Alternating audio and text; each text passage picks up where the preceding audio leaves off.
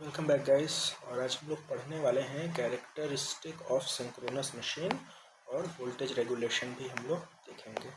ठीक है, so let's start. If you can dream it you can do it. Okay, तो देखो ये जो है ये हमारा जनरेटर का इक्विवेलेंट सर्किट है। कैसे पता चला कि जनरेटर का इक्विवेलेंट सर्किट है? देखो यहाँ पे ग्रीन कलर से करंट की डायरेक्शन बताई हुई है, यानी करंट को डिलीवर किया जा रहा है। तो जो इक्विवेलेंट सर्किट का फॉर्मूला होता है वो होता है induced EMF is equal to V T plus I A R A plus J XS. ठीक है, जैसे जनरेटर के केस में हम लोग देखते थे ना कि terminal voltage is equal to E G minus I A R A होता है। ठीक है, तो सेम वही चीज़ तो है, बस ई जी को उधर ले गए हैं वी और वी को इस साइड लेते आए हैं। Okay, sorry I A R A को इस तरफ लेते आए हैं। ठीक है, अब हम देखते हैं यहाँ पे एंगल की कुछ बात है। यहाँ पे जो मेरा जनरेटेड ईएमएफ है, ठीक है, वो क्या है, एंगल डेल्टा पे है। ठीक है, और जो मेरा टर्मिनल वोल्टेज है वो एंगल 0 डिग्री पे है। उसका रीज़न क्या है कि जो मेरा जनरेटेड ईएमएफ है ना वो हायर पोटेंशियल पे होना चाहिए, क्योंकि जो करंट है वो higher potential to lower potential की ओर फ्लो करती है। ठीक है, यानी कि हम लोग ऐसे भी देखते थे ना कि करंट जो है वो हमेशा पॉजिटिव टर्मिनल से निकलती है और नेगेटिव टर्मिनल को आती है, यानी कि हायर पोटेंशियल से लोअर पोटेंशियल। तो वो तब पॉसिबल है जब ये मेरा हायर पोटेंशियल पे हो और वीटी जो है वो ज़ीरो पोटेंशियल पे हो। दूसरी चीज़ क्या है कि जो हमारा जनरेटेड ईएमएफ है, ठीक है, वो जो जनरेटेड ईएमएफ है वो टर्मिनल वोल्टेज से क्या करेगा, लीड करेगा। और कितने एंगल से लीड करेगा, तो लोड एंगल से लीड करेगा, या तो पावर एंगल कह सकते हैं या तो लोड एंगल कह सकते हैं। ठीक, जो ZS है वो है मेरा सिंक्रोनस इम्पिडेंस, और ZS किसके बराबर है, तो ZS हमारा बराबर है R A plus J access.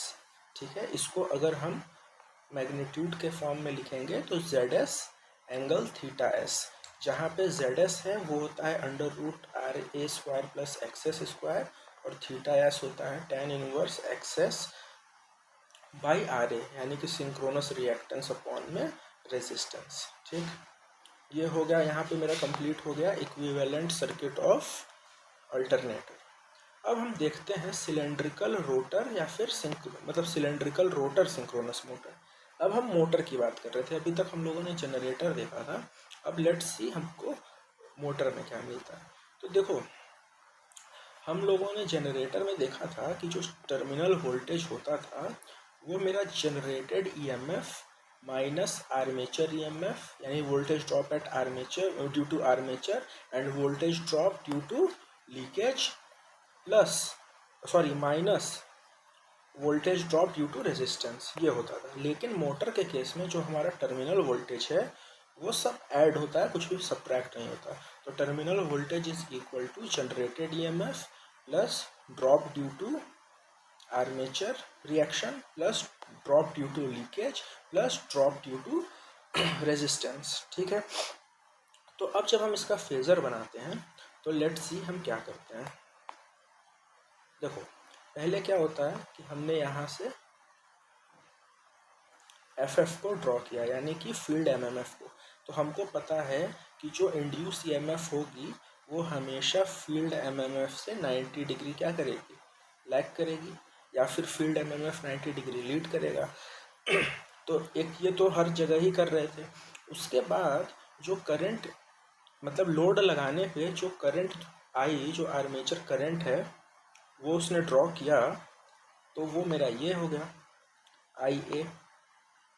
Okay guys, फिर उसके बाद हमको पता है मोटर के केस में आई ए को हमको नेगेटिव लेना पड़ता है।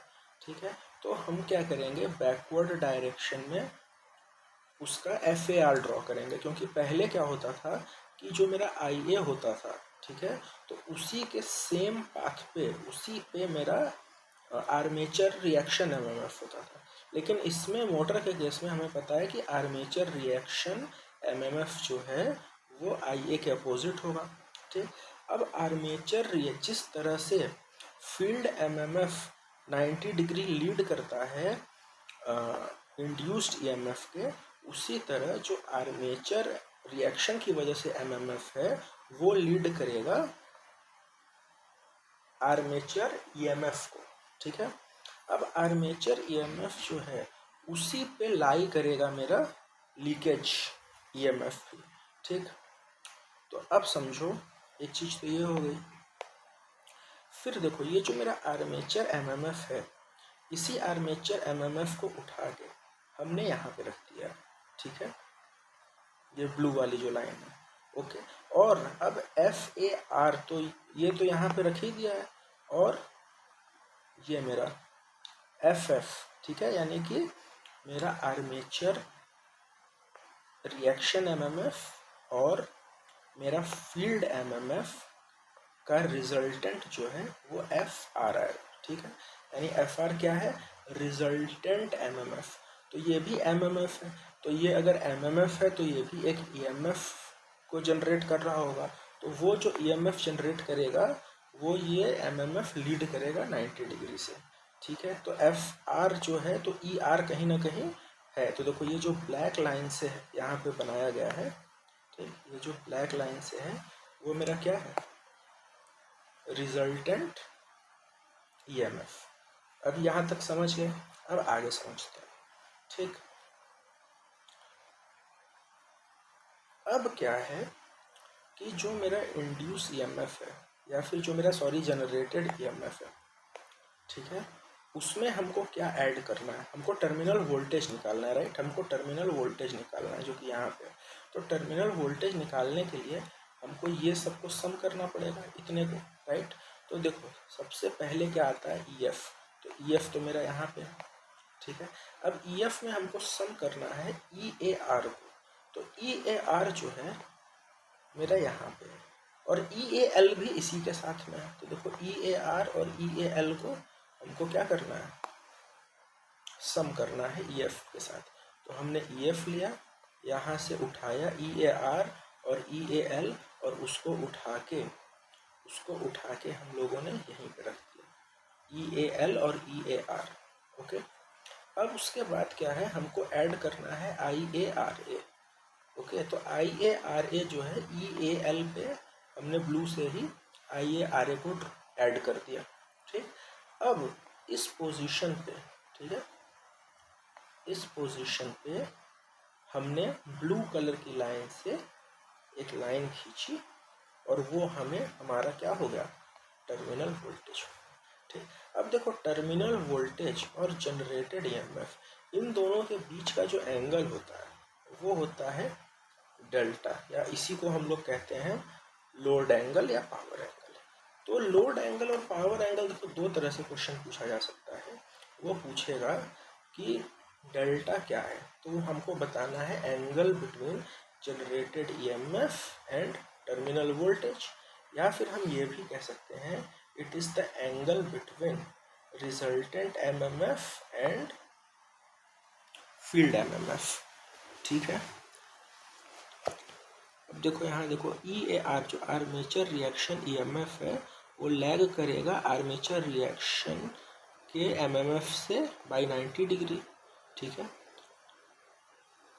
मोटर में क्या होता है कि हम अपोजिट टू IA ड्रॉ करते हैं, तो अपोजिट टू IA किया भी हमने ड्रॉ। फिर जो रिजल्टेंट EMF है वो 90 डिग्री होता है रिजल्टेंट एमएमएफ के। ठीक है, फिर आर्मेचर रिएक्शन EMF और आर्मेचर लीकेज EMF जो है वो लीड करता है आर्मेचर करंट से बाई 90 डिग्री। ठीक है, तो ये जो EMF है ये 90 डिग्री लीड कर रहा है।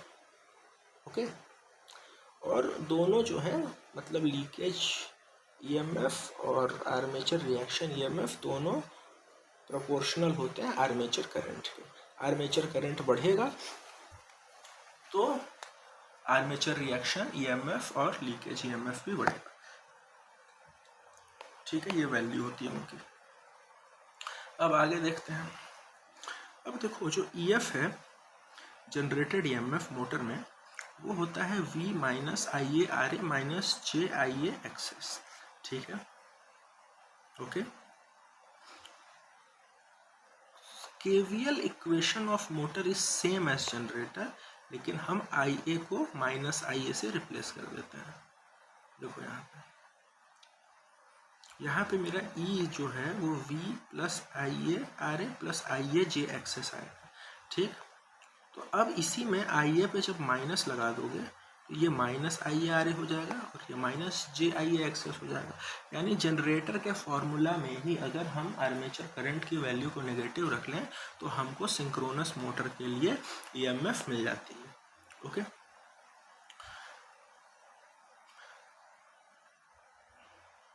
क्या करना है, कुछ नहीं करना है, वही सर्किट ड्रॉ करो जनरेटर का और आर्मेचर करंट को रिवर्स कर दो, ठीक है। यहाँ पे रिएक्टेंस है आर्मेचर की वजह से, लीकेज की वजह से, तो इसको हम 1 मान लिए हैं, ओके। और आर्मेचर रेजिस्टेंस है तो टोटल इम्पीडेंस जो है R A plus J XS है, ओके। मॉड में लेंगे तो इसको ऐसे लिख सकते हैं पोलर फॉर्म में Z S angle theta S, और जेड एस की वैल्यू क्या है तो R A square plus access square है, ठीक है। बाकी सब चीज़ वही। अब हम देखते हैं कि वोल्टेज ड्रॉप इक्वेशन क्या होता है, ठीक है। तो जनरेटर में क्या होता है, जो मेरा ईएमएफ है, जनरेटर ईएमएफ जो है वो लीड करता है टर्मिनल वोल्टेज को बाय एंगल डेल्टा, राइट। तो देखो हमने पीछे देखा भी था कि मेरा ईएफ जो है वो एंगल डेल्टा पे है और टर्मिनल वोल्टेज जो है वो 0 डिग्री पे है plus I A Z S था, ठीक। अब इसको अगर फर्दर लिखना हो तो हम ऐसे लिख सकते हैं, ठीक। वही कि अगर हम मोटर पे देखें तो क्योंकि हमने टर्मिनल वोल्टेज को रेफरेंस माना है तो टर्मिनल वोल्टेज की वैल्यू हम नहीं चेंज करेंगे, एंगल उसको हम 0 पे रखते हैं, ठीक। लेकिन अगर 0 पे रखेंगे और अब ये डेल्टा पॉजिटिव वैल्यू हो गई तो फिर ये डेल्टा ही हायर पावर हो गई और पावर जो है डिलीवर होने लगेगी। लेकिन हमको क्या चाहिए कि टर्मिनल वोल्टेज से आर्मेचर की तरफ करंट को फ्लो करवाना, तो उसके लिए ये तो हम 0 रखेंगे वीटी को, लेकिन जनरेटेड ईएमएफ जो है उसको हम नेगेटिव कर देंगे, ओके। तो पहली चीज़ ये हो गई। उसके बाद फर्दर हम इसको ऐसे लिख सकते हैं।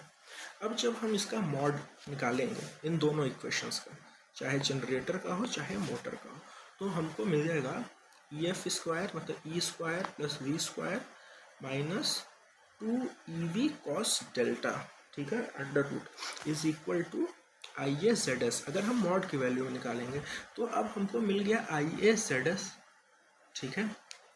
तो हम क्या है इस इक्वेशन से कभी भी ये नहीं बता पाएंगे कि जो मशीन है वो मोटर है या जनरेटर है, क्योंकि मॉड ले रहे हैं तो मॉड ले रहे हैं तो हमेशा पॉजिटिव ही आएगा। तो अगर हमको ये डिटरमाइन करना है कि क्या है तो हम इस इक्वेशन से नहीं डिटरमाइन करेंगे, हम डेल्टा का एंगल देख के डिटरमाइन करेंगे। डेल्टा जो है जनरेटर के लिए पॉजिटिव होता है, मोटर के लिए नेगेटिव होता है, ठीक। अब देखो जो मेरा जनरेटेड ईएमएफ था, ठीक है, वो था V T cos 5 plus I A R A का whole square plus V T sine 5 plus I A X S का होल स्क्वायर अंडर रूट में होल, ठीक। तो हमको ये पता था कि जब भी पावर फैक्टर लैगिंग होता है, ठीक है, लैगिंग पावर फैक्टर तब होता है जब फाई जो है वो 0 से ज़्यादा और फाई क्या है, फाई है मेरा टर्मिनल वोल्टेज और आर्मेचर करंट इनके बीच का एंगल है, यानी कि पावर फैक्टर एंगल, ठीक। और जो लीडिंग अगर पावर फैक्टर है तो वो तब होगा जब मेरा फाई नेगेटिव हो या फिर जनरेटर पे आर्मेचर करंट पॉजिटिव हो और मोटर पे आर्मेचर करंट नेगेटिव। अब हमको tan साई निकालना है तो इसी में वी टी साइन फाई मतलब इस पूरे को उठा के इससे डिवाइड कर देना है, ओके। साई क्या है, देखो साई जो होता है वो होता है डेल्टा प्लस फाई ऑटोमेटिकली। तो जनरेटर के लिए डेल्टा जो है वो पॉजिटिव हो जाएगा और मोटर के लिए नेगेटिव हो जाएगा, ठीक। फिर हम देखते हैं वोल्टेज रेगुलेशन ऑफ अल्टरनेटर। तो अल्टरनेटर का वोल्टेज रेगुलेशन यही है कि हम चेक करते हैं कि नो लोड से फुल लोड तक जाने में क्या वेरिएशन है वोल्टेज का, कितना ड्रॉप आ रहा है, ठीक। तो इसको हम कम से कम रखना चाहेंगे। तो तो नो लोड पे जो आर्मेचर करंट तो फ्लो करेगी नहीं, वो ज़ीरो होगी।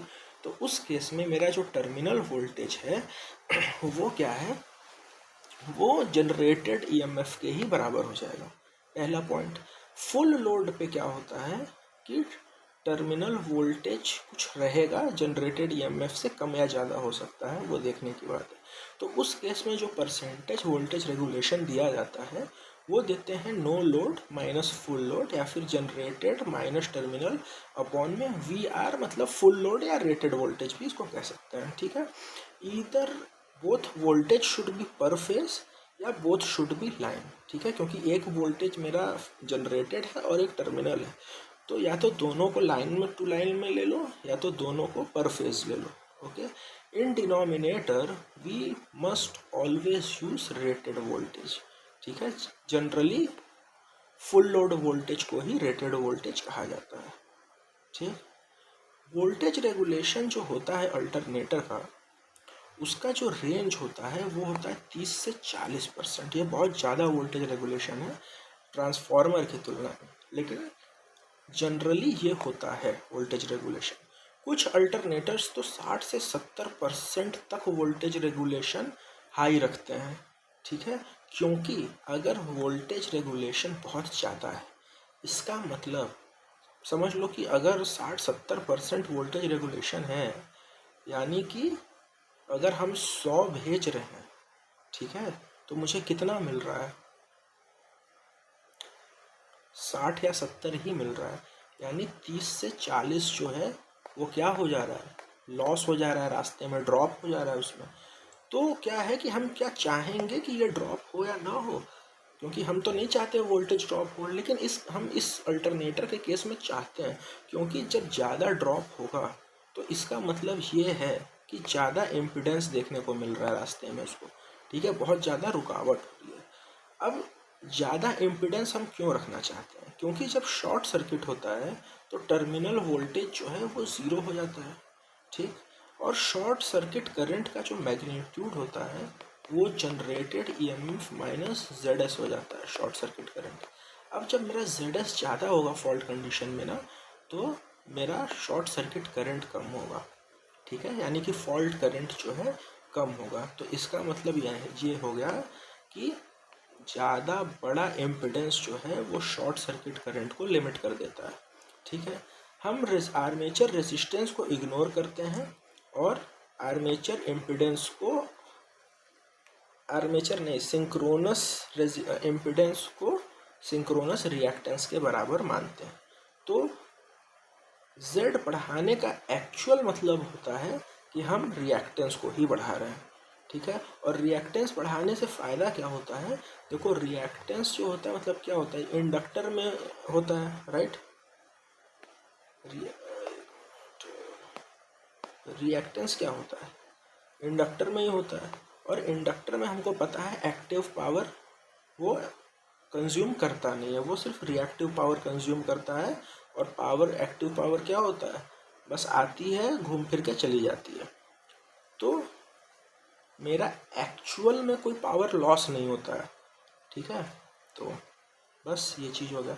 वोल्टेज रेगुलेशन ऑफ अल्टरनेटर में क्या है कि to supply rated voltage in generation with large voltage regulation, क्योंकि अब क्या कहा कि हमको तो भाई लार्ज वोल्टेज रेगुलेशन मिल रहा है, ठीक है। तो हम इसके लिए क्या करते हैं, हमको फील्ड टर्न्स बढ़ाने पड़ते हैं, ठीक है, क्योंकि भाई लॉस हो गया ना, 30 से 40% का अगर वोल्टेज का लॉस हो गया, वोल्टेज का ड्रॉप हो गया, तो हमको तो वो कंपनसेट करना है ना, क्योंकि घरों में, फैक्ट्रीज़ में तो वो लोड है जो कंटिन्यूस डिमांड कर रहा है। वो 100 मांग रहा था, हमने 70 ही भेजा, तो 30-40 तो भाई देना पड़ेगा ना। तो हम कैसे देंगे, हम फील्ड टर्न्स को बढ़ा देंगे, ठीक है। फील्ड टर्न्स को बढ़ाएंगे तो अब भाई ईएमएफ बढ़ जाएगी, और ईएमएफ बढ़ेगी तो क्या होता है कि अब हमको ज़्यादा जो मेरे कंडक्टर्स थे जिससे ये एनर्जी ट्रांसफ़र हो रही थी, उनमें ज़्यादा इंसुलेशन की भी ज़रूरत होगी और वो थोड़े महंगे भी हो जाएंगे, ठीक। अल्टरनेटर के पास जो है ट्रांसफार्मर की तुलना में ज़्यादा हाई वोल्टेज रेगुलेशन होता है, क्योंकि ट्रांसफार्मर में जो है ना कुछ मूविंग है नहीं, तो उसमें आर्मेचर रिएक्शन नहीं होता है, ओके। अब हम देखते हैं कि वोल्टेज रेगुलेशन जो है वो अल्टरनेटर में इतना इम्पॉर्टेंट क्यों है। तो देखो क्या होता है ना कि लोड जब हम रिमूव कर देते हैं तो हमको पता चलता है कि लोड है, तो हमको पता है कि टर्मिनल वोल्टेज कुछ तो कमी है। अब नो लोड पे क्या है ना कि जो ईएफ है जितना जनरेट हुआ है उतना ही टर्मिनल वोल्टेज आ जाएगा, राइट। तो जब फुल लोड पे है, ठीक है, तो क्या है कि हमको पता होना, सॉरी, जब नो लोड पे है तो हमको ये पता होना चाहिए कि तो एग्जैक्टली कितना वोल्टेज राइज हो रहा है सिस्टम में। क्योंकि जब तक हम एग्जैक्ट मैक्सिमम वोल्टेज राइज नहीं जानेंगे तब तक हम इंसुलेशन कैसे डिज़ाइन कर पाएंगे, ठीक है। तो पहली चीज़ तो ये हो गई कि वोल्टेज रेगुलेशन जो है वो हमको सेफ्टी पर्पस से भी बहुत ज़रूरी है, वो हमें बताता है कि कितना इंसुलेट करके रखना है। दूसरा देखो, हम ऑटोमेटिक वोल्टेज रेगुलेटर की तरह भी यूज़ करते हैं।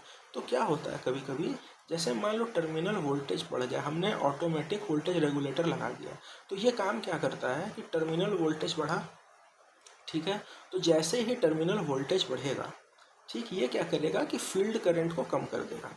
जैसे ही फील्ड करंट कम हुआ तो मेरा समझो जैसे कि ईएफ से वीटी की तरफ हम जा रहे हैं, ठीक। अब क्या है, वीटी बहुत ज़्यादा बढ़ गया, तो क्या करेगा जो मेरा ऑटोमेटिक वोल्टेज रेगुलेटर है वो क्या करेगा, ईएफ जो है ये कहीं ना कहीं आईएफ पे तो निर्भर है ना। तो जब आईएफ को हमने टर्न से कम कर दिया तो जैसे आईएफ कम होगा तो मेरा ईएफ भी कम हो जाएगा, और जब ईएफ कम होगा तो फिर वो टर्मिनल वोल्टेज भी मेरा कम हो जाएगा, राइट। उसी तरह अगर टर्मिनल वोल्टेज कम हो गया है तो एवीआर जो है वो क्या करेगा, वो फील्ड करंट को बढ़ा के ईएफ बढ़ा देगा, और जैसे ईएफ बढ़ेगा वैसे मेरा टर्मिनल वोल्टेज भी बढ़ जाएगा। एक चीज़ ये हो गई। फिर देखो जो वोल्टेज रेगुलेशन है ना, तो पावर और स्टेबिलिटी वगैरह जो है ये सब वोल्टेज रेगुलेशन पे डिपेंड करती है, और पैरेलल ऑपरेशन भी वोल्टेज रेगुलेशन पे ही डिपेंड करता है। इम्पीडेंस हाई रहता है, इस वजह से वोल्टेज रेगुलेशन हाई रहता है और करंट शेयरिंग लेस हो जाती है, ठीक। अब हम देखते हैं condition for zero voltage regulation. तो देखो जो ज़ीरो वोल्टेज रेगुलेशन होता है, ठीक है, क्या ज़ीरो वोल्टेज रेगुलेशन,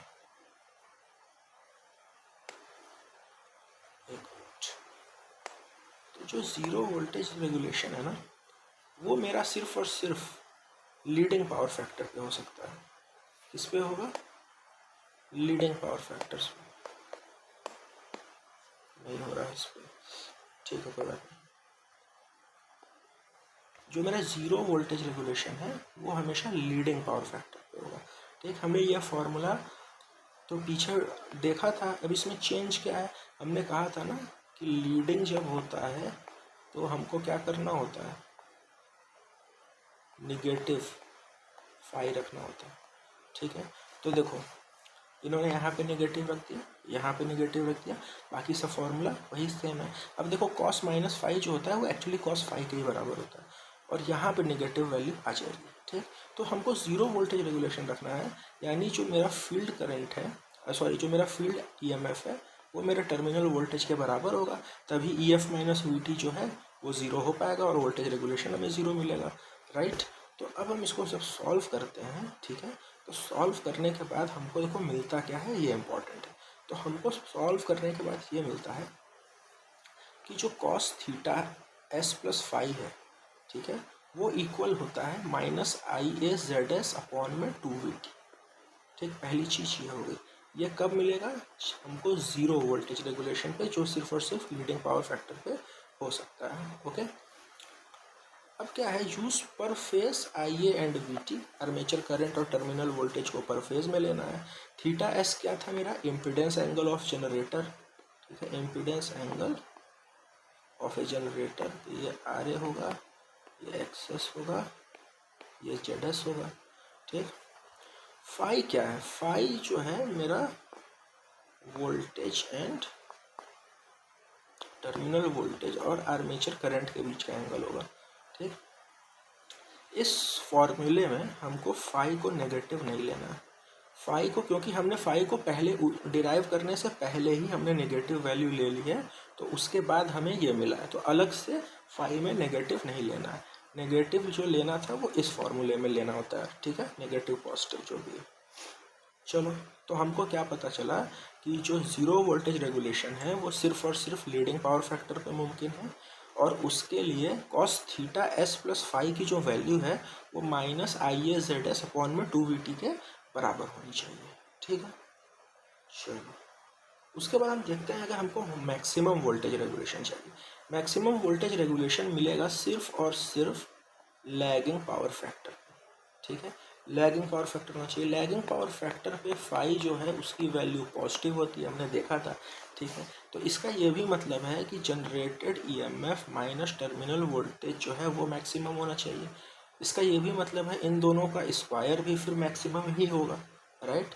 तो अब हम क्या करते हैं कि कुछ नहीं करते हैं, हमें पता है कि जो ईएफ होता है उसकी वैल्यू हमने निकाली ये पीछे, तो फिर से वही रख देंगे, ओके। अंत में ईएफ हमको कुछ ऐसा मिलता है, और जो मेन चीज़ है लास्ट में, जो मैक्सिमम वोल्टेज रेगुलेशन है वो तब मैक्सिमम होता है जब cos theta S minus phi 1 के बराबर हो। ऊपर cos theta S plus phi जो था वो इसके बराबर था, minus I S Z S 2 VT, right. लेकिन यहाँ पे क्या है कि यहाँ पे है वो किसके बराबर, 1 के बराबर। और 1 कब होगा, जब कॉस 0 होगा, तो ये कॉस से कॉस कट जाएगा, तो theta S minus five is equal to 1 हो जाएगा, राइट। 1 नहीं 0 हो जाएगा, ठीक। तो इसका मतलब क्या होगा कि phi is equal to theta S, ठीक। यानी कि जो मेरा पावर फैक्टर एंगल है वो इम्पीडेंस एंगल के बराबर होना चाहिए, ठीक है। और वोल्टेज रेगुलेशन इसमें दिया जाता है आई एस जेड एस अपॉन में VT इंटू 100% से।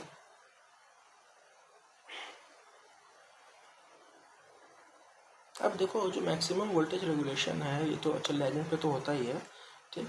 अब देखो हमको पता है कि अगर आर्मेचर करंट को हम रेटेड आर्मेचर करंट तक ले जाएं और टर्मिनल वोल्टेज को अगर हम रेटेड टर्मिनल वोल्टेज तक पहुंचाएं, तो उस केस में हमको जो मैक्सिमम वोल्टेज रेगुलेशन मिलेगा वो मिलेगा Z पर यूनिट इंटू 100%, ठीक।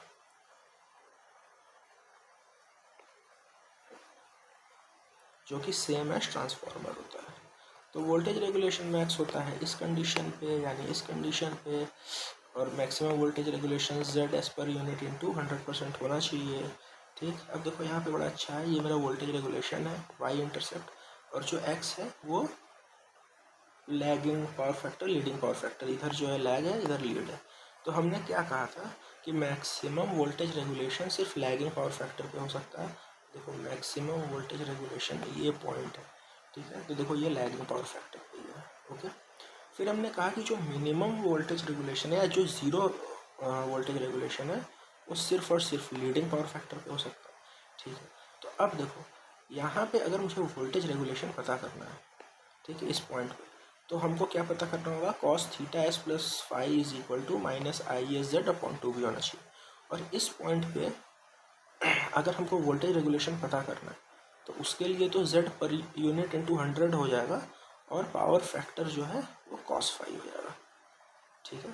तो क्योंकि cos phi is equal to cos theta S, क्योंकि जब phi is equal to theta है तो कॉस फाई जो है वो कॉस थीटा एस हो जाएगा, राइट। चलो ठीक है, ये कुछ क्वेश्चंस हैं जो अच्छे थे। जैसे इसमें क्या बोला है, मैक्सिमम वोल्टेज रेगुलेशन पूछा है, यानी ZS पर यूनिट बताना है। नेग्लेजिबल रेजिस्टेंस क्वेश्चन में बोल दिया, ठीक है। इसका मतलब impedance is equal to reactance हो गया। अब पर यूनिट इम्पीडेंस निकालना है तो वो पर यूनिट रिएक्टेंस के बराबर होगा। पर यूनिट रिएक्टेंस जो होता है वो सिंक्रोनस रिएक्टेंस अपॉन में बेस इम्पीडेंस होता है, ठीक है। और बेस इम्पीडेंस होता है V² अपॉन में S बेस, ठीक। तो सारी वैल्यूज रखने के बाद हमको 75% का वोल्टेज रेगुलेशन मिल जाएगा, ठीक। अच्छा, ये जो वैल्यू दी होती है वो हमेशा लाइन टू लाइन होती है, ठीक। अब यहाँ पे क्या बोल दिया है, लोड का पावर फैक्टर बताना है, ठीक है। और क्या कह दिया है, सिंक्रोनस रिएक्टेंस 10 ओम दे रखा है, ओके। और करंट जो है वो 20 एम्पियर दे रखा है, ओके। हमको क्या चाहिए, ज़ीरो वोल्टेज रेगुलेशन चाहिए। ज़ीरो वोल्टेज रेगुलेशन सिर्फ लीडिंग पे होता है, और लीडिंग पे फाई जो होता है वो निगेटिव होता है, राइट। लेकिन चलो अभी वो लिया नहीं है सर, यहाँ पे कुछ और है, देखो, ठीक है। तो cos theta S plus phi जो है वो इसके बराबर होना चाहिए, ठीक है। अब जो थीटा एस है वो 90 लिया गया है। ऐसा क्यों किया गया है, क्योंकि कैपेसिटिव लोड है, ओके। तो क्या होता है, 90 डिग्री लीड करता है, तो कॉस 90 प्लस फाइव हो गया। आर्मेचर करंट 20 एम्पियर दे रखा है, इम्पिडेंस जो है वो 10 ओम दे रखा है, सिंक्रोनस रिएक्टेंस अपॉन में 2 इंटू टर्मिनल वोल्टेज जो है 440 अपॉन √3 किया जा रहा है, क्योंकि पर फेज लेना है, ठीक है। तो अब जो कॉस 90 प्लस फाइव होता है वो साइन फाइव के बराबर होता है, तो साइन फाइव की वैल्यू आ गई 100 √3 अपॉन 440, फाइव की वैल्यू ये आ गई, ठीक। और पावर फैक्टर जो होता है वो कॉस फाइव के बराबर होता है, तो कॉस 23.18 जो होता है वो इतना होता है, ठीक। गुड। अब देखते हैं कुछ कैरेक्टरिस्टिक्स ऑफ अल्टरनेटर। तो ये 6 कैरेक्टरिस्टिक हैं, OCC या फिर मैग्नेटाइजेशन कैरेक्टरिस्टिक, SCC यानी शॉर्ट सर्किट कैरेक्टरिस्टिक, ZPF यानी ज़ीरो पावर फैक्टर कैरेक्टरिस्टिक, ठीक है, load characteristic, external characteristic, compounding characteristic. Open circuit characteristic में क्या होता है ना कि ये एक कर्व होता है, ठीक है, जिसमें हम VOC और फील्ड करंट, ठीक है, हम ओपन सर्किट टर्मिनल वोल्टेज और फील्ड करंट के बीच में एक कर्व ड्रॉ करते हैं जब अल्टरनेटर अपने कांस्टेंट रेटेड स्पीड से चल रहा हो, ठीक। देखो ये मेरा फील्ड है, ओके। फील्ड में हमने रियोस्टेट लगा दिया है, और अब हम फील्ड में करंट को चेंज करेंगे, ठीक, और मेज़र करते रहेंगे एमीटर में। उसी तरह जो मेरा स्टेटर है, स्टेटर में हमने लोड नहीं लगाया है, तो ये तो ओपन है, और ये दोनों भी ओपन ही है, क्योंकि एक तरह से देखो जो आइडियल वोल्ट मीटर होता है उसकी जो इंटरनल रेजिस्टेंस या इम्पीडेंस होती है वो इनफाइनाइट होती है, तो ऐसे भी इसमें से कोई करंट तो फ्लो होना नहीं है, तो एक तरह से जो V है वो मतलब करंट इसमें जा नहीं रहा है, I = 0 है, और ये एक तरह से ओपन सर्किट है, ठीक। आइडियल वोल्ट मीटर क्या होता है, ओपन सर्किट होता है। फिर हम क्या करते हैं, फील्ड करंट को वैरी करते हैं रियोस्टेट की वजह से, और एमीटर में उसको मेजर कर लेते हैं, और लाइन टू लाइन वोल्टेज जो है आर्मेचर टर्मिनल पे वो वोल्ट मीटर से मेजर किया जाता है। देखो यहाँ से E = E फाई के प्रोपोर्शनल होता है, ठीक। तो E जो है वो फाई के प्रोपोर्शनल है, इसके वजह से जब हम EMF जो है मेरा वो फील्ड करंट के साथ वेरी करता है, ठीक है, जो मेरा फील्ड करंट है वो वेरी करता है, तो क्योंकि मेरा E जो है वो फाई के साथ वेरी कर रहा है, और जो फाई है वो फील्ड करंट पे निर्भर करता है, तो इसका मतलब जो फील्ड करंट है वो फाई को वेरी करवाएगा, ठीक।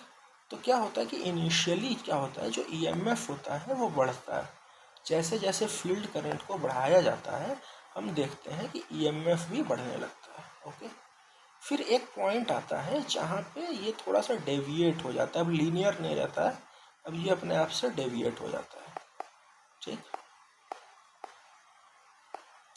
तो क्या होता है कि एयर गैप लाइन जो होता है ना, और ये देखो एक ये है, तो ये इसको बोलते हैं एयर गैप लाइन। तो एयर गैप लाइन जो है OCC का, ये बताता है कि अगर सैचुरेशन नहीं हुआ होता तो ये कर्व जो है OCC कर्व है वो एक स्ट्रेट लाइन ही रहता, लेकिन क्योंकि थोड़ा सा सैचुरेशन आ गया है इस वजह से वो डेविएट हो जाता है। तो देखो जो A से लेकर B तक का जनरेटेड EMF है, ठीक है, जो A से लेकर B तक का जो जनरेटेड EMF है, या फिर जनरेटेड EMF है तो वो किसी न किसी MMF की वजह से ही आया होगा, तो वो जो MMF है वो एयर गैप का MMF है, और B से लेकर C तक का जो MMF है वो जो है मेरा क्या है, आयरन पार्ट का MMF है, ABBC। अब देखो air gap line represent characteristic of N unsaturated machine, ठीक। अब देखो क्या हुआ कि अब सैचुरेशन होने की वजह से हुआ क्या। पहले बी पॉइंट पे हम बी पॉइंट तक, जो बी है, बी अगर ये सैचुरेट नहीं हुआ होता तो बी पॉइंट पे जाता, ठीक। तो बी पॉइंट पे क्या होता कि करंट जो है वो यहाँ तक इतनी यूज़ होती, ठीक। लेकिन क्योंकि अब ये सी पॉइंट को चला गया है, इसके वजह से हमको ये एक्स्ट्रा फील्ड करंट देनी पड़ रही है, ठीक है। तो for same V O C now more field current is required due to saturation, यानी कि ज़्यादा एमएमएफ की भी ज़रूरत पड़ेगी, राइट। तो बस यही चीज़ होता है इसमें, और कुछ नहीं होता है। थोड़ा सा जो एडिशनल एमएमएफ है, ए से बी जो है वो एयर गैप का एमएमएफ है, और बी से लेकर सी तक जो है वो आयरन पार्ट का एमएमएफ है। फिर हम देखते हैं शॉर्ट सर्किट कैरेक्टरिस्टिक। तो जो शॉर्ट सर्किट कैरेक्टरिस्टिक होती है गाइस, वो होती है कि जो मशीन है वो तो रेटेड सिंक्रोनस स्पीड पे ही ड्राइव होती है, और आर्मेचर टर्मिनल जो होते हैं ना, उनको हम शॉर्ट सर्किट कर देते हैं। तो शॉर्ट सर्किट का मतलब ये होता है कि एक एमीटर से कनेक्ट कर देते हैं, क्योंकि आइडियल एमीटर जो होता है वो शॉर्ट सर्किट की तरह बिहेव करता है, राइट। अब बाकी ये तो फील्ड करंट है ही जैसे पहले था। तो हम लोग देखते क्या है कि जो शॉर्ट सर्किट आर्मेचर करंट होता है और जो फील्ड करंट होती है, उन दोनों के बीच में हम एक ग्राफ बनाते हैं। देखो ये जो है ये मेरा है इक्विवेलेंट सर्किट इस केस में। आईएससी यहाँ पे शॉर्ट सर्किट करंट फ्लो हो रही है, ना कि आर्मेचर करंट, रीज़न शॉर्ट है। फिर से वही चीज़, आर्मेचर रेजिस्टेंस जो है वो नेग्लेजिबल होगा, सिंक्रोनस रिएक्टेंस ज़्यादा है, और शॉर्ट सर्किट करंट जो है वो फील्ड ईएमएफ अपॉन में जे एक्सेस, ठीक। अब देखो जो मेरी शॉर्ट सर्किट करंट है ना, वो देखो -90 डिग्री दिया है। मतलब माइनस मतलब क्या हो गया, लैग करना, ठीक। तो किससे, जनरेटेड एमएमएफ से, सॉरी जनरेटेड ईएमएफ से, ओके। तो I S C is equal to E F upon में एक्सेस एंगल -90 डिग्री है, ज़ीरो पावर फैक्टर लैग पे। शॉर्ट सर्किट करंट जो होती है वो लैग करती है जनरेटेड ईएमएफ से बाई 90 डिग्री। तो देखो यहाँ पे फील्ड एमएमएफ है, फील्ड एमएमएफ ने जनरेटेड ईएमएफ को बनाया और वो 90 डिग्री लैग किया फील्ड एमएमएफ से, ठीक है। अब क्या है कि जो मेरी करंट है वो करंट भी लैग कर रही है 90 डिग्री से। जो शॉर्ट सर्किट करंट है वो 90 डिग्री लैग कर रही है। अब देखो जिधर ISC होगा या IA होता था, उसी पे FAR हुआ करता था, राइट। अब देखो FAR का डायरेक्शन इधर है, FF का डायरेक्शन इधर है।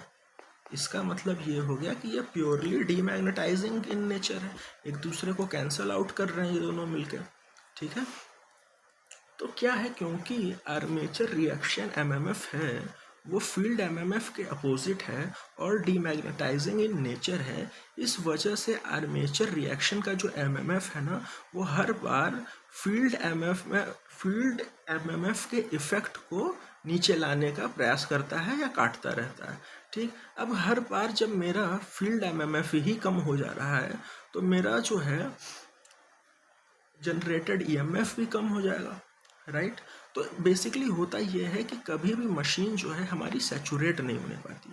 हम जैसे जैसे फील्ड करंट बढ़ाते हैं वैसे वैसे हमारा ISC बढ़ता है, लेकिन एक टाइम पे जाने के बाद ये सीधे बढ़ता रहता है लेकिन सैचुरेट नहीं करता है। रीज़न ये रहता है कि जैसे फील्ड करंट बढ़ाएंगे वैसे ही FF और FAR एक दूसरे को न्यूट्रलाइज करने लगते हैं, ठीक। तो जो शॉर्ट सर्किट करंट होता है वो दरअसल जनरेटेड ईएमएफ के डायरेक्टली प्रोपोर्शनल होता है और वो फील्ड करंट के डायरेक्टली प्रोपोर्शनल होता है, ठीक है।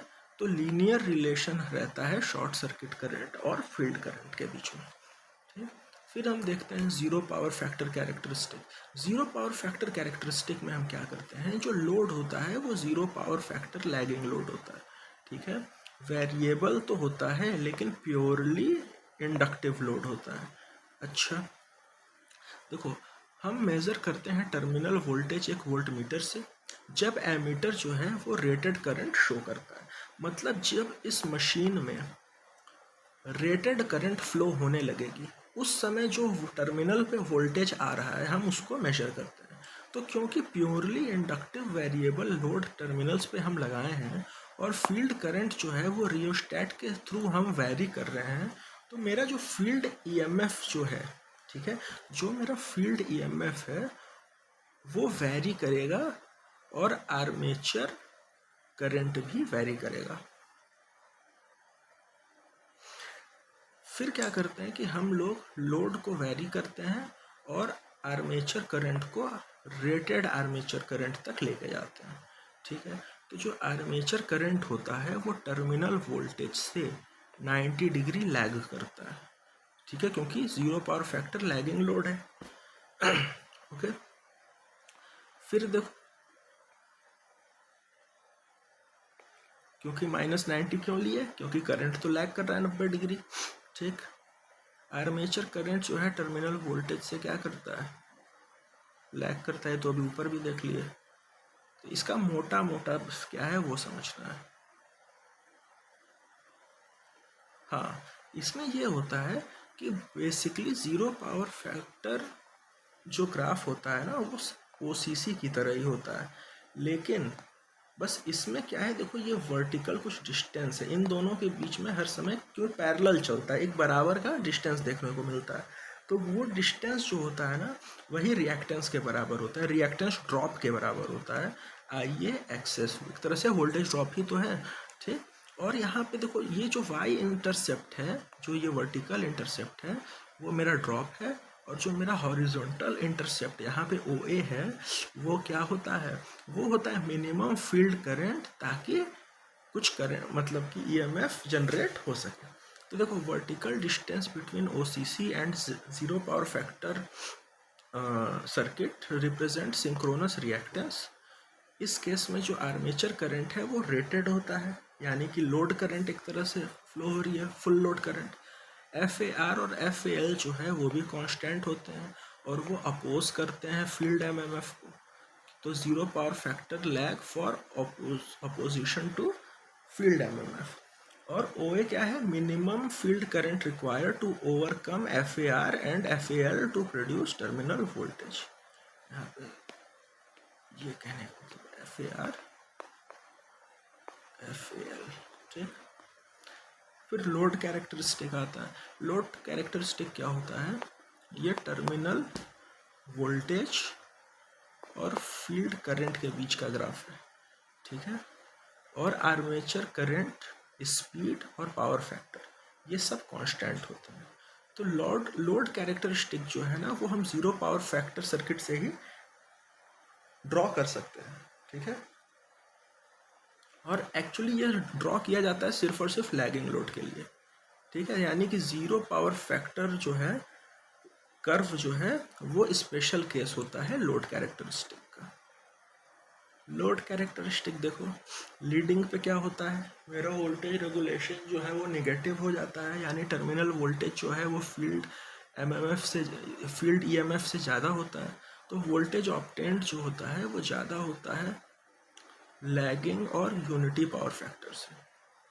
देखो ऊपर जा रहे हैं तो ज़्यादा ही तो है, क्यों, क्योंकि मेरा टर्मिनल वोल्टेज ज़्यादा है, ठीक। जब वोल्टेज रेगुलेशन 0 से ज़्यादा हो जाए तब टर्मिनल वोल्टेज कम हो जाता है जनरेटेड EMF से, और उस केस में जो टर्मिनल वोल्टेज ऑब्टेंड होता है वो यूनिटी पावर फैक्टर से कम टर्मिनल वोल्टेज मिलता है, ठीक है। OA क्या है, वही फील्ड करंट, ताकि हम rated armature current short circuit पे बहा सकें। और MMF रिक्वायर्ड क्या होता है, FAR प्लस FAL। अब देखो एक चीज़ और, अंडर एक्साइटेड ओवर एक्साइटेड कैसे पता चलता है। ये पॉइंट जो है फील्ड करंट का, इस पे रेटेड करंट फ्लो हो रही है, ठीक है। इस पे क्या रेटेड करंट से मतलब है रेटेड IA फ्लो हो रहा है, ठीक। अब ये है तो लेकिन फील्ड करंट ही ना, ये फील्ड करंट है जिस पे IA फ्लो हो रहा है जिसके वजह से। तो देखो क्या है कि अगर मेरा फील्ड करंट जो है वो IF से कम हो जाए, ठीक है, मेरा फील्ड करंट रेटेड IF से कम रहेगा उस केस में वो अंडर एक्साइटेड माना जाएगा। और अगर यानी कि ये पूरा, और अगर मेरा जो रेटेड फील्ड करंट है वो जो मेरा फील्ड करंट है वो रेटेड फील्ड करंट से ज़्यादा है, उस केस में ओवर एक्साइटेड माना जाएगा। ठीक, फिर आता है एक्सटर्नल कैरेक्टरिस्टिक में क्या करना था। यह भी टर्मिनल वोल्टेज और आर्मेचर करंट के बीच में ड्रॉ किया जाता है, लेकिन फील्ड करंट कांस्टेंट रखता है। ठीक, तो फील्ड करंट कांस्टेंट हो गई, जनरेटेड ईएमएफ कांस्टेंट हो गया, शॉर्ट सर्किट करंट जो है वो ये हो गया। ठीक, तो हम क्या होता है, हमको क्या मिलता है, हमको सेम शॉर्ट सर्किट वाला ही ग्राफ मिलता है। We get same current at short circuit irrespective of load power factor, यानी कि at short circuit load is not connected. अब लैगिंग पावर फैक्टर पे आर्मेचर रिएक्शन क्या होता है, डीमैग्नेटाइजिंग होता है, यानी कि टर्मिनल वोल्टेज जो है वो कम होता है जनरेटेड ईएमएफ से, यानी वोल्टेज रेगुलेशन पॉजिटिव। लीडिंग पे आर्मेचर रिएक्शन क्या होता है, मैग्नेटाइजिंग होता है, यानी कि टर्मिनल वोल्टेज ज़्यादा हो गया, नेगेटिव वोल्टेज रेगुलेशन मिला। जेड पी एफ लैग पे ये होता है E F minus I A access, क्योंकि ये हमने डिराइव किया था ज़ीरो पावर फैक्टर कर्व से। और लीड पे टर्मिनल वोल्टेज जो होता है ना वो E F plus I A access होता है।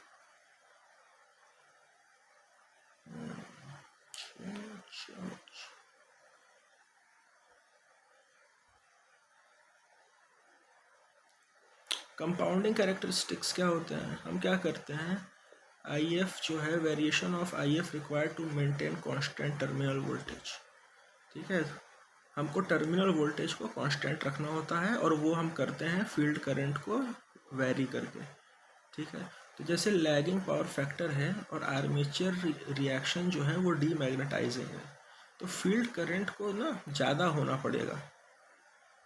डीमैग्नेटाइजिंग का मतलब क्या हो गया, लैगिंग है। ठीक है, नहीं मतलब लैगिंग नहीं है, डीमैग्नेटाइजेशन पे फील्ड करंट को ज़्यादा होना पड़ेगा ताकि टर्मिनल वोल्टेज कांस्टेंट हो पाए, और लीडिंग पावर फैक्टर पे आर्मेचर रिएक्शन को मैग्नेटाइजिंग होना पड़ेगा ताकि फील्ड करंट जो है वो कम करना पड़ेगा ताकि टर्मिनल वोल्टेज कांस्टेंट रहे।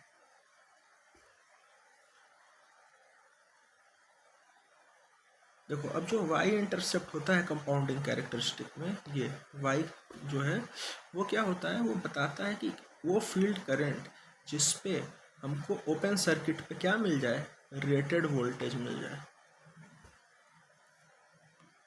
बस यही है, उसके बाद कुछ नहीं है। क्वेश्चंस हैं थोड़े, खुद से देखना है। Okay guys, thank you and have a nice day.